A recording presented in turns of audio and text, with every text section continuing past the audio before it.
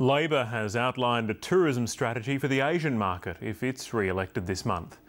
The Premier made the announcement high in the hills above Cairns. Chris O'Brien reports. Anna Bligh was travelling in the mist on the Qld Skyrail. That's right. A little bit of magic and mystery. If re-elected, Labor's tourism spending would contain a $50 million package for the Asia-Pacific market, including $20 million on infrastructure, $15 million on aviation incentives and $5 million to attract more Chinese visitors. The goal is to double the amount of money spent by tourists in 8 years. This is the biggest injection in tourism that we've seen in Queensland in decades. Over the years, the government has regularly promised millions of dollars to boost the tourism industry inside and outside election campaigns.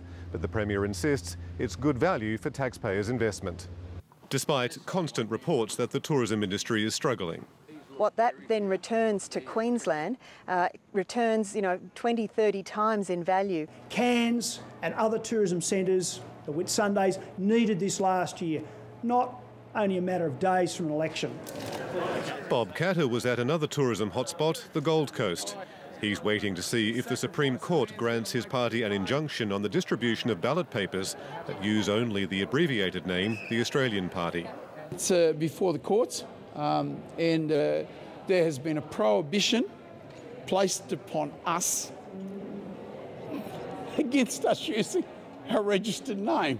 The Premier hopes the court action doesn't affect the March 24th election date. But I hope what we see from the courts on Monday is a common sense approach. Well, I think it's Mr Catter's responsibility, as any political party has a responsibility, to make sure that they get their paperwork and their administration right. The court hearing is scheduled on Monday. Back in Cairns, the Premier tried to tiptoe around the fierce rivalry with Townsville. What makes Cairns special is that it's not Townsville. What makes Cairns unique is that it is... Well, what makes Townsville special is that it's not Cairns, Everywhere is special when you're trying to get re-elected. Chris O'Brien, ABC News, Cairns.